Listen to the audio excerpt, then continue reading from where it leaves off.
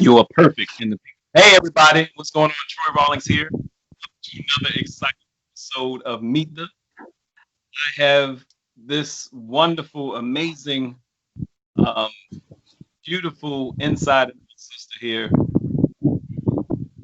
This um, activist, community activist, businesswoman, trainer, teacher, coach, and I originally met her. And she was teaching a course at the Comics Rock convention. Big shout out to my girl Hope Flood. And and if you hear the wind and see everything blowing and look at this, and this, you know how some of you guys who I interviewed, you know who you are, have these backdrops. That's not a backdrop. She's actually in a barn. Give it up for Sherita Herring-Oglesby. Oglesby? Oglesby, yes. What's going on, Sherita? Yes, yes. And she is in. Everything. Tell everybody where you're at. Oh my gosh, I am in Hattieville, Arkansas, and I'm sitting here right now in a 150-year-old barn, or about 100. And this family's been in my family a very long time. My grandmother was 82, I think, when she died, and she was one of 13 siblings that was born in the old house that's right there. And this land was handed down to her, my great-grandfather, her father, from his father. So we're still digging to find out how long it's been in the family, but I can safely say more than 100+ years. So, yeah. So she was in another part of her land because she's homesteading. They got farmland. It's crazy.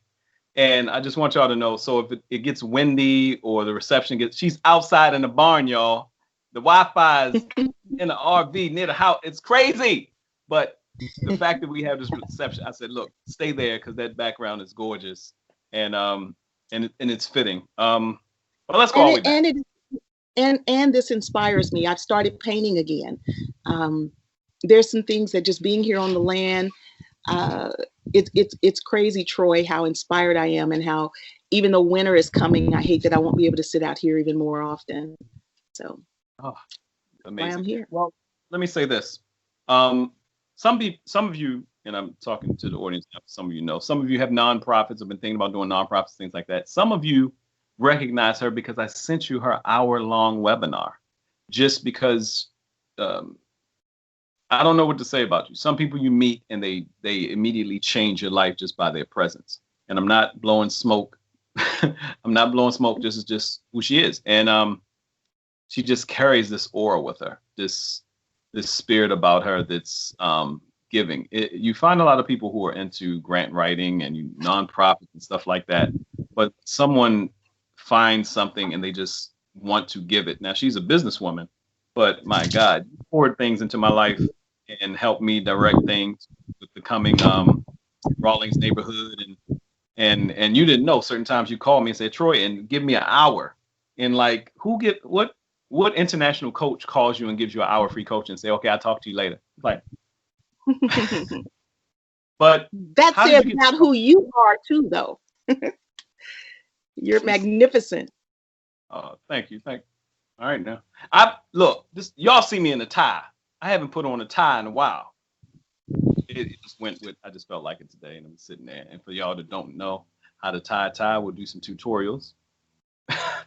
But so where are you originally from? We know you land in Arkansas. When I met you, I think you might have still been living here in Los Angeles when I met you. I was. I moved to Los Angeles on July 19th, 1988 is when I pulled into Los Angeles with my 2 young sons, had no job, didn't know anyone except the great aunt that was letting me stay in her duplex for 6 months before I had to pay any lease to her. And so, and then after 30 years, decided that I wanted something more. My husband and I both wanted to live more in small town. And so that's how we ended up here in Arkansas. That's a whole nother story. There's so much more that's to that. But yes, born and raised in the city. We'll have to do a part 2. Okay. But so you and your husband met in Los Angeles? We actually did. But you know, the crazy thing is he was born not even 30 minutes from here in Pine Bluff, Arkansas, which is how our conversation started. My husband and I actually met each other on Facebook. And I just totally stopped dating. And I said, Lord, I'm just going to wait on you. And you know how I realized that I had been poked, and I went, and it was all these pokes, and I'm just going down, delete, delete, delete. And my son was there, and I said, what is poking? And he said, Ma, that's people saying, hey, how you doing? He said, now, if it's a dude you don't know, he's saying, hey, how you doing? So I was like, okay. So I went over to his page because something about him made me stop. And the way I look at it now, I know it was nothing but God, because I'm deleting everybody else. And when I get to him, I go over to his page. And I'm sorry, neighbors, they do drive by and blow. And so I go over to his page, and I'm reading down his page, and I'm scanning down. And, you know, a lot of times when you see single guys, their page is full of tweaking. See, I'm old. Twerking, boobs, butts. But his page was him barbecuing, him with his nieces and aunts. And I could see that he's more of a domestic kind of guy. And I got ready to poke him back, and I was like, no. And I got ready to poke again. I was like, ah. So I waited. But I thought he was from Pine Bluff. So the next day, I go to get ready to poke him, and it's his birthday. And so I message him, and I said, look, I see you're from Pine Bluff, Arkansas. My dad is from that area. Maybe, look, my cat, look at this. My cat is literally climbing up in the barn. Don't even worry. She's in a barn. She's I'm in sorry. a barn. Don't get all And this. so, This is real time. This is really happening. Get down. And so, yes, I have 2 cats, 2 dogs, actually 6 dogs around me. So anyway, I said, look, I see that you're from Pine Bluff. My dad's from that area. Maybe we're cousins. He messaged back, I sure hope not. And I was like, oh, I was worse than a teenager. He and I got on the phone after messaging a little bit. We talked for 14 hours. And that was on February 5th, which was his birthday, 2016. Now, look, that was 4 years ago. My son was going to have an art opening 6 days later at the African American Museum. And after we had been on the phone all these hours every day, after about 6 days, I said, why don't you meet me at my son's gallery opening? And he came there, and we've been together ever since. And now we're married. And so, see, there's some wonderful stories. I thank God. I'm a romantic dude. I'm a romantic dude. And mind you, I won't even touch on, because you wouldn't believe how old she is if I told you so. Because you look like you're a young. I don't mind. I will be 61 this coming Sunday, November 8th. I will be 61, a week from today. And I'm saying that because sometimes now you're gonna get me into the other side of me, the relationship side. Now, I'm saying that because a lot of people talk about giving up on love or giving up on this because you've been through so much, because you're just this point in life and this, that, and another. But I like that you said, I felt like a teenager. And I tell people, it better be giddy at the beginning, because you're going to hit some rocks. You better be excited. Yeah. You better be exuberant about it. So, but also finding somebody, because you told me something key, and I'll get to more about your business side and the grandson, but you told me something key. You said, Troy, I wanted someone who would be cool with living on a farm. You said you wanted the next piece. You had this vision in your mind about, and I forgot when you said you found out about the property and how that all came about. Like I said, we got to do a part 2, because that in and of itself is an amazing story. Oh, yeah. But I want to just, that's a blessing to someone that is like, well, I no. She was on Facebook, and it was just, but it wasn't like, now I'm not telling all y'all to run through your whole Facebook like 500 dudes. He's with a family. That might be his family. So calm down. But that's an exciting story, and it's telling people about, and it puts so much hope, but something that deteriorates you. Smile. Like every time I've seen you, your smile lights up a room. So the person that you shouldn't pull from that. If you're with somebody, next thing you know, you're going from to something wrong. People saying, hey, Rita, what's wrong, baby? Yeah. No, I'm fine. Yeah. If nothing else, Troy, it's important to get with someone that allows you to be truly who you are.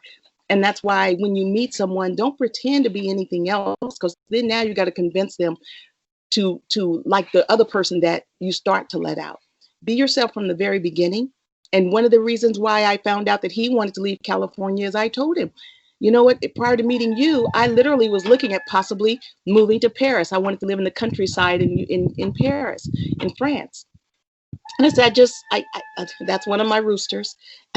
And I said, and he said, she's on the farm. Y'all ain't understand what there's Wi-Fi, and that's why I'm letting it, she in a barn on a Sunday. Yeah. Her place looks like CBS Sunday Morning behind her, y'all. All right, yeah. So I just say, be who you are always, because you can only be who you are not for so long, and you got to remember that you can only be who you are not for so long. So be yourself. Look at this. Get down, girl. This is real time. I'm letting y'all. There's no editing. We ain't editing out the cat climbing on the wall, the rooster. It's old McDonald's piece.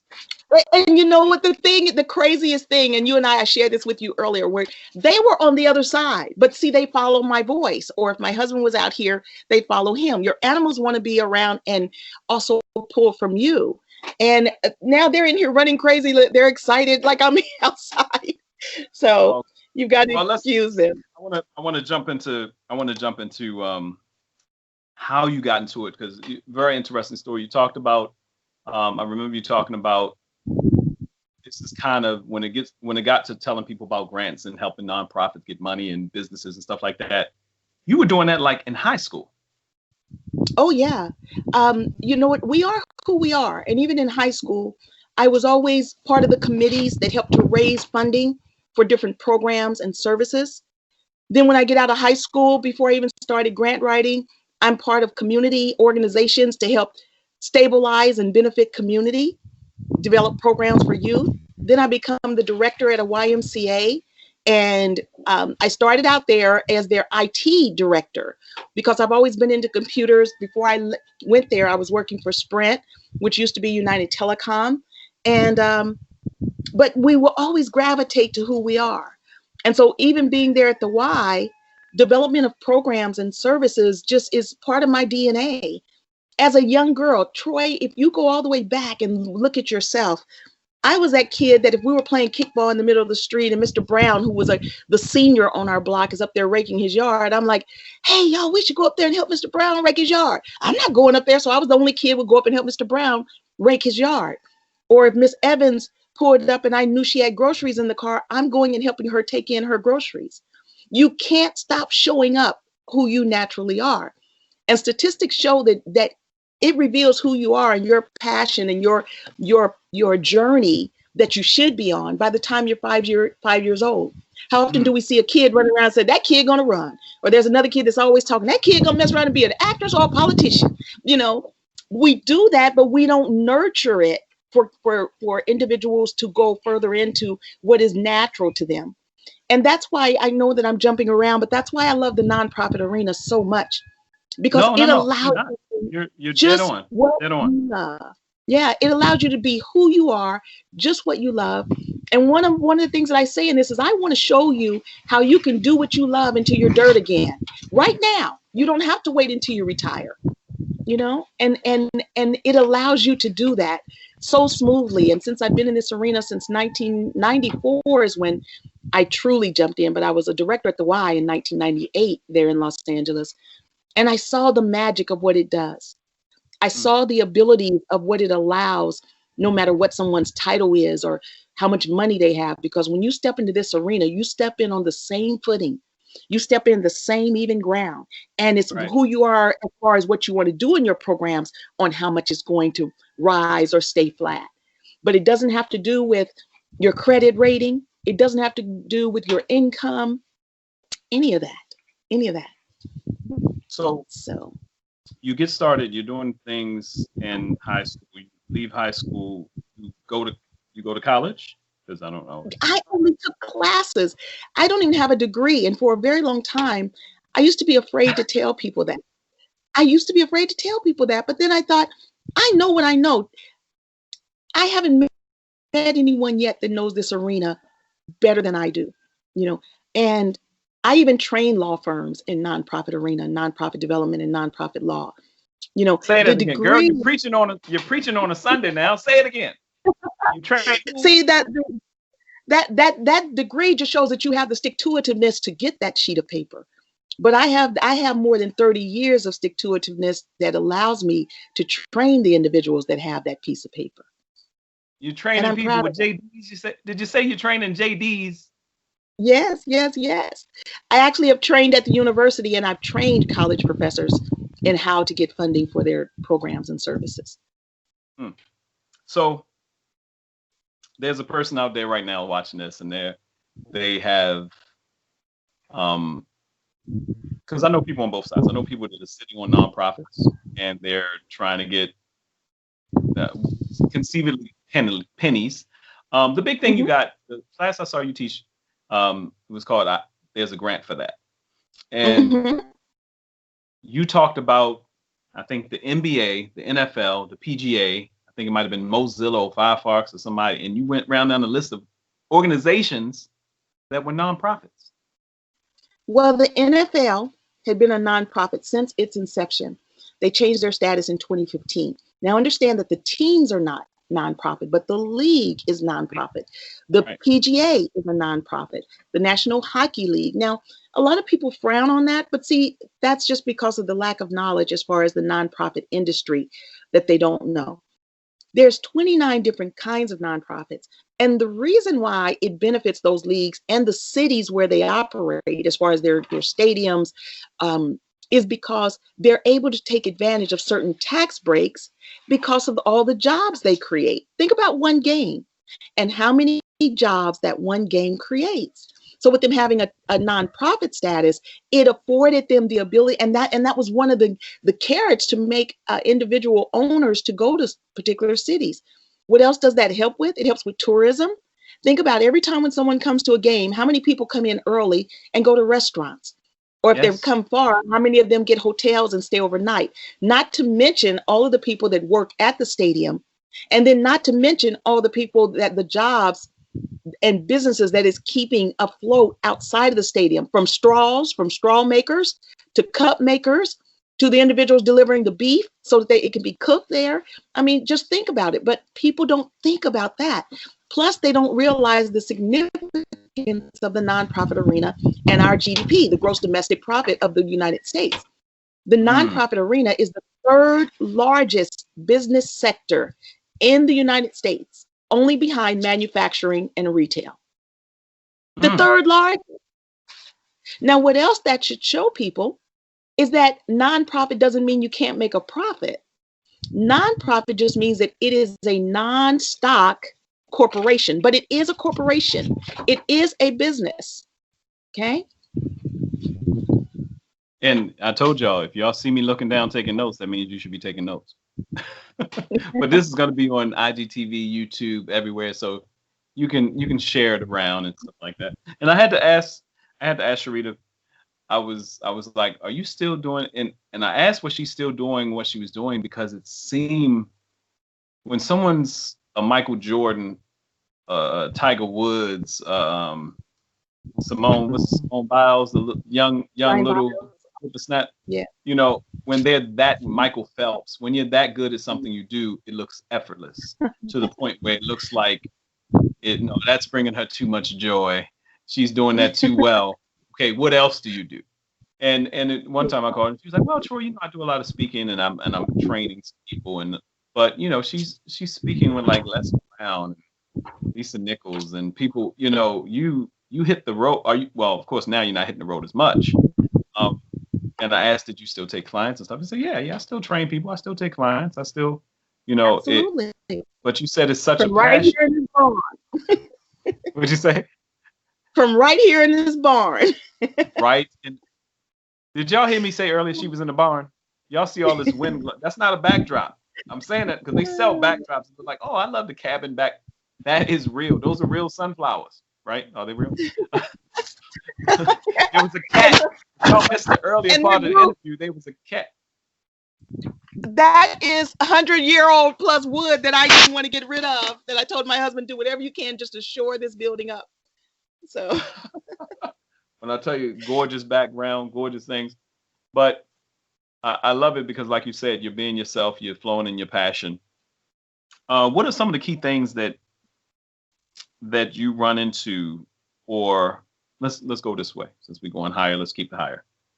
What's one of the greatest success stories you've seen with somebody that just had an idea of a nonprofit and you helped them take it over the edge? Well, a lot of people know her, Lisa Nichols. Mm. Lisa was like my baby sister. I actually named Motivating the Masses while we were standing in line at the county registrar's office. And I'm filling out her paperwork. And I was Lisa's first business coach. And I named Motivating the Masses. And she, at the time, she was working for the girls club when I met her. And then we actually beefed up her resume, and she got this job with Connie at People Who Care Youth Center. And we thought that was the greatest thing, right? I think at that time she started out making $45,000 a year, and she came home and we celebrated. And Lisa was one of those that if I had $10, she got 5 of it. And so yes, watching Lisa. And I remember when she was getting ready to be on Oprah after The Secret came out, and she and her grandmother were in the limo, and they were riding there, and she called me and she said, Ree, she always called me Ree. She said, thank you, because, you helped me see some things that I just did not see. And then also, I coach Les, and Les Brown is such an awesome person to be with, just in personal space. And then there's individuals that most people will never know, and especially now because he passed away. But Rodney Shepherd was a major developer there in Los Angeles, and his company RSS Development was right there on 83rd and Vermont, and he had done a lot of development around Watts. Developed like a 90-bed senior facility there in Watts, and I developed his nonprofit Global Link, and Rodney is the largest single grant that I helped to secure, and it was over 14 million. And he was getting ready to develop this property in Watts, California, called the Landsit Project. And just about 5 months after getting the grant and the grant okayed, and before it was awarded to his company, Rodney passed of a massive heart attack. And but there are so many individuals that the ones that people don't know, but amazing stories. I'm working with a project in Uganda. There's Precious with the Precious Kids Foundation, and I went with them last year, and just in 2 days, the Precious Kids Foundation treated more than 4,000 individuals, from tooth extractions to right now. There's kids that are receiving surgeries because of the funding that PKF, the Precious Kids, is raising. Just unbelievable surgeries. There was one boy, and Troy, is so unbelievable. His scrotum sac, was about the size of my forearm. This is a 2-year-old kid, and his scrotum is laying there almost the size of his leg, and his intestines were going down into his scrotum. This is a child that is now has had. What was it?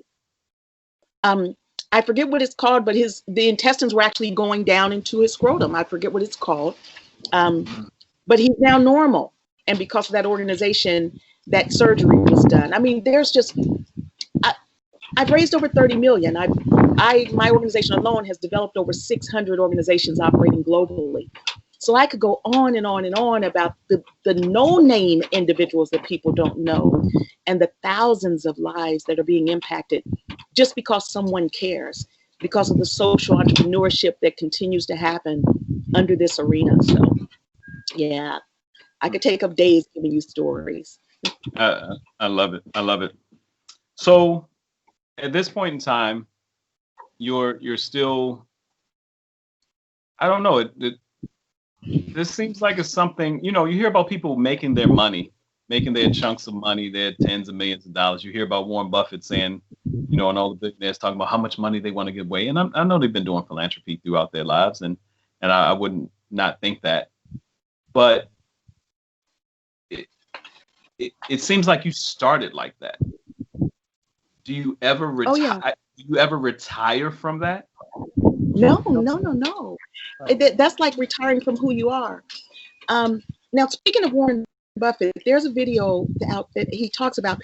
First of all, you got to go look at the Giving Pledge. Go to givingpledge.org, givingpledge.org. And that's where almost 200 billionaires have signed a pledge that they're giving 50 to 90% of their wealth away from now on. That's added over 900 trillion billion, 900 billion to the nonprofit arena annually. Okay. See, most of the time when people think about funding and grants, they only think of government grants, and there's so much more. But one of the things that Warren Buffett says is making money is easy. He says it's easy for him. The hard part is giving it away. And not that he doesn't want to give it away, but the hard part is giving it away to organizations where his ROI is going to be realized. When I say ROI now in the for-profit arena, ROI is return on investment. But in the nonprofit arena, I like to use ROI for return on impact. He wants to give to organizations that are going to have an impact, not getting money back. And so that's all a grant proposal is, Troy, is it helps an organization to write a clear and concise plan that's going to show how they're going to have an impact. And the grant funders, which are also investors, they just want to see a good clear-cut plan to show that their dollars are going to make a difference, not that they're giving the money to get a return from their money after 3 years or 5 years, like in the for-profit arena. So a grant proposal is what does that. It's like a big fat resume to show that you're going to have impact. Okay. Yes. I'm sorry, my kids are over here just having a ball. I don't care what's going on. Like I told y'all, if y'all just tuning in somewhere in the interview, or piece of it is going to be on IGTV. You got to go to YouTube to watch the whole interview. There are animals and lions and tigers and bears going on. She's in a real Lions and tigers and bears. Oh my! What's that from? Am I dating myself for real? Right? No. It's if I know about it, everybody knows about the Wizard of Oz. Y'all know, right? Yeah. So amazing. Where would you like to be in the next 5 years? What would you like to be working on? What's a passion project for you beyond what you've done? I mean, it could be anything, not just because you're doing the thing, you're doing the help. But what's something like, what? I always wanted to open that, or I always. I'm doing it now. All my life.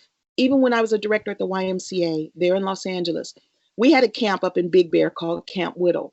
And it was wilderness just like this. And that's where we would take more than 100 to 200 kids to camp every summer.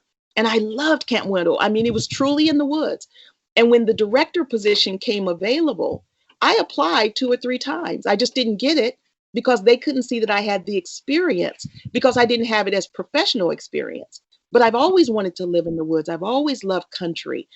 And so, again, I can't wait to share the story of how this came about.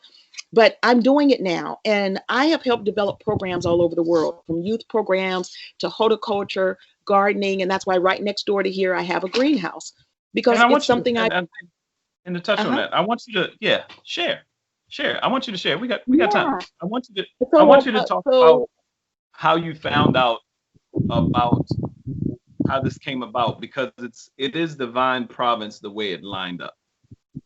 Well, for one, this, like I said, this is my great grandfather's land, handed down to him from my great grandfather. And right across the street was his brother, and up the hill was another brother. Right next door, this whole hill was called Kennedy Hill. My grandmother's maiden name was Kennedy. There's even a large stream that's now called Kennedy Branch. But ever since my great grandfather passed away in 1975, no one has done anything with this land. I didn't even know it was still here. I'd come here when I was a young girl with my grandmother. The outhouse that I even used is still standing, barely. But I said to my husband, don't tear it down.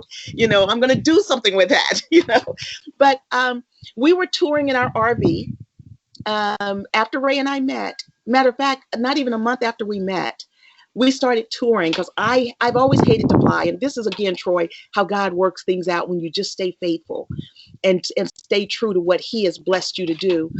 And I've always hated to fly, even though I was flying sometimes 3-4 times a month to speaking engagements. And I meet Ray, and he has this 38-foot RV, right? And that was one of my draws to him too, because he had left the city and was living on the lake, and I'm like, what? And he thought that I would look down on him, and that was my draw, right? And he said, I just like a simpler life. What? And so then. Oh yeah, I want some guineas and some cats climbing walls, girl. What? And he loved to fish. And Troy, I love to fish. I used to always go fishing with my dad. Look, one time I even wrote on this dating site, what do you love to do? And I said, nothing thrills me more than sitting on the dock, fishing, eating sardines and cinnamon rolls. Because that's what my dad loved to eat. Like sweet and salty. Girl, you don't understand. Sweet, I'm getting my vitamin D from these sardines. The sardines is the most nutritious thing in the world. You don't even understand what's happening. Oh my gosh. Milk, but that. So the thing is, so we're touring in the RV, and I'm doing my speaking engagements instead of flying. We were gone like a month at a time, sometimes 2 months. We've gone through 23 states. So anyway, I was in DC. I had just done this big conference with the Power Networking Conference with George Fraser. And my uncle, that was a mayor of a small town here in Arkansas, called me and said, look, are you still on your tour? And I said, yeah, Unc, I am. And he was wanting to go after this major grant, which they ended up getting. They got $500,000 grant. My cats are over there raising Cain. They got this $500,000 grant to put a new road through the town. Well, Ray and I ended up coming through, and I did the workshop that weekend with his staff, showing them the what you should write in the grants and things like that. And we were just going to stay that weekend. We ended up staying a month because we liked Arkansas so much, but it wasn't even on our radar. Even though Ray was born and raised here, he had never lived here. I mean, his mom had taken him away as an infant. And so, but see, God works things out. So my uncle, who is living on the land where my father was born, because remember when I met Ray, I asked him, maybe we're cousins because my dad was born in that area. My uncle's living on the land where my father was born. And he was going to give us an acre of land because I did a whole lot of work for him, trained his staff, and yada, yada. And he said, you know what, you've earned this. Well, it worked out that didn't happen. So I just said, well, Lord, okay. Well, Ray and I we've decided to, for some reason, you brought us here to Arkansas. So my aunt, who lives in Kansas City, my mom's sister, I talk to her every morning over coffee. And so I'm on the phone and I'm looking through the newspaper, and she says, baby, what you doing? I hear all that paper in the background. And I guess it was from me flipping the pages. And I said, well, Ray and I were looking for some land here in Arkansas because that didn't work out with, I really want to be here, and so does he. And she said, well, we still got that land up there in those hills, up in those sticks, but you probably don't want to be up there. And I was like, what land? And she said, baby, the land where Big Mama was born. What? Ray and I got in the truck, drove up here that day. That was last January. Well, about a year and a half ago. We drove up here that day, and I cried. And I just did not realize that the land was still in our family. And Troy, and I'm talking now to individuals that are sitting on their air property. Troy, do you know at the beginning of 1910, the African-American families had more than 30 million acres across the United States. Do you know now it's down to under 3 million? We are losing our air property quicker than anyone else. Stop it. We're losing our air property quicker than anyone else. It's sad. And I cried, Troy, because the dishonor that we've done to my great-grandfather and our ancestors can you imagine how hard? I mean, we've got 30 acres here, and this is after a lot of the land has been bought, sold, or lost. And so to even just preserve this 30 acres, and that's why this barn means so much to me, because even the nails, Troy, I've got a can over there where even the old nails that we've pulled out, I saved, because also as an artist, I'm going to do something with them. But can you imagine how hard it was? I saw a receipt that my great-grandfather had. Matter of fact, when I first moved to Los Angeles, my grandmother, who was born here, gave me her father's trunk, the great-grandfather whose land I'm on, because I've always loved old things, right? And I took that trunk with me to California. Troy, the trunk has come home. The,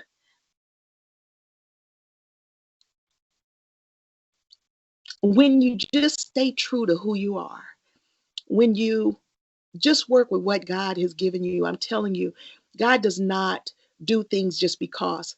A tree that's blooming right now and another one is dying out, it was created that way for a reason, for a balance. So why is it that we don't realize that the gifts that God has given us, whether it's singing, whether you're a wordsmith, whether you're a painter, if you just operate in that, with faith comes finance. I'm here to tell you that whatever gifts God gave you, if you just know that you can work in it. He does not play. He didn't do it just because. If you stay true to that, with faith comes finance. He does not give us gifts that we can't survive off of. He just doesn't operate in that fashion. So, yeah, yeah. So I'm here, and the trunk has come home. I'd be crazy to say anything else. You know, I love talking to you because we can talk for hours, but I want to leave people on that tip. And Yeah. I know people may have a bunch of questions, but I want them to reach out to you. I want them to, you're a touchable person, but Okay. that was that for me was my sermon for anybody. This 2020, that was probably the most. Thank you. Thank you. Thank you. Thank you for being you. Thank you for being so loving, so caring. Tell people how to get in touch with you. Tell people how they can reach out to you, how they can get in touch with you, talk your company, your website. Well, they can go to my website. I know it's a long word, but it's philanthropyalliance.org. Philanthropyalliance.org.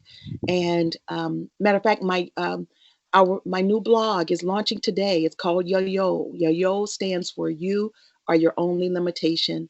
And it's going to be launching late this evening.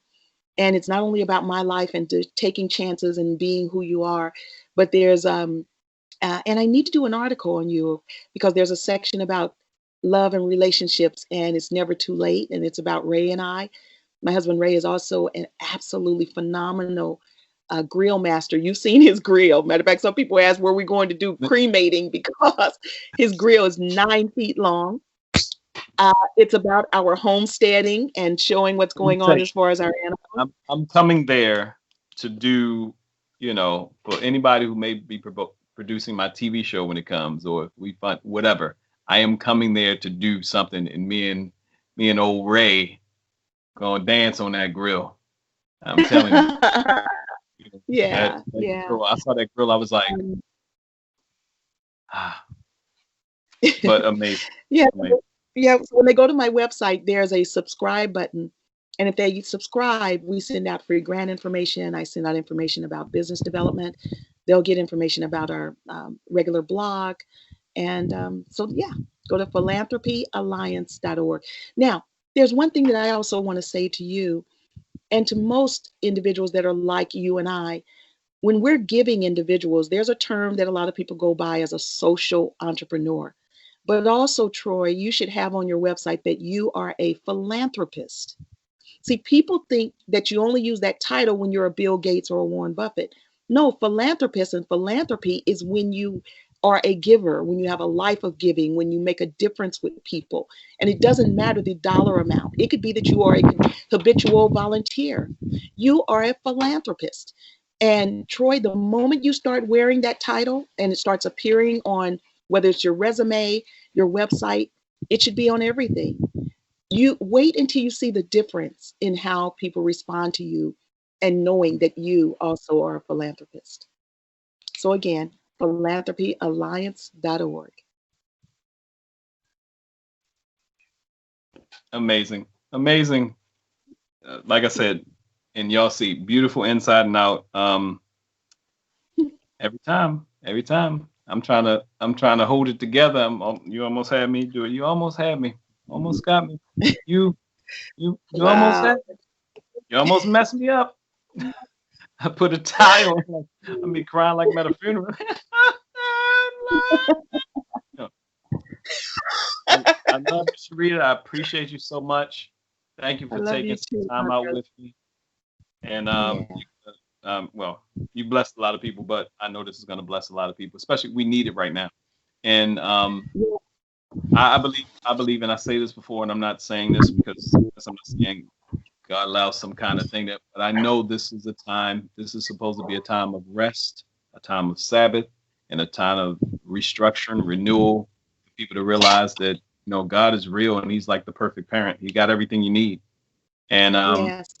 And if you just be your authentic self, and if you can't find your authentic self, take a minute to talk to somebody like Sherita and look at her website and reach out, and you'd be some amazing like I said, as much stuff as I do, the people who know me, and for her to say, Troy, everything you have can you're good. And philanthropy is the base of me. I call myself a servant leader. That's all philanthropy seems like it is, being servant leader. That's Servant all it is. Yes. Yes. Yes, it is. All right. Yeah. And I'll let you and go. there's a grant for that. There's a grant for that. Yeah, there's a grant for that. Yeah. And I love it because, like I said, if you're a business owner, if you're a nonprofit owner, if you're not a business owner, reach out to Sherita. Share this interview, because with at least 2-3 people, you'll bless somebody. And I appreciate you so much, Sherita. So ready to fire the grill. I got to set a time, but we're gonna dance on that grill. I'm gonna bring Zoe, and we're gonna. We will love it. We will love it, and we're making room for you. Yeah, I heard log cabin stuff. Okay. Remember you said that. I'll be there with the little knapsack. Remember they had the sack on the stick with I don't know what that was. like you were running away. I gotta say this. My cousin said that my little white dog Joy, Ray and I have had her since we met, and now with all these other animals, she says my dog Joy calls her and says she's gonna run away. She said, "Girl, you could picture her walking down the street with the little stick, with the little red, bandana filled with her little stuff, her little dog food. She's gonna run away." Yeah. Who's in those little bandanas? Who's sitting there? Yeah. Like one pair of underwear. Just... Yeah. Troy, thank you. This has been a joy. I appreciate you so much, and I'll talk to you soon. And I'm excited to get this out to the masses, because people need to know. Just people like you and I. There's nothing can stop you if you move forward in it. So I appreciate you. Love you. Yes. Love you too. Talk to you soon.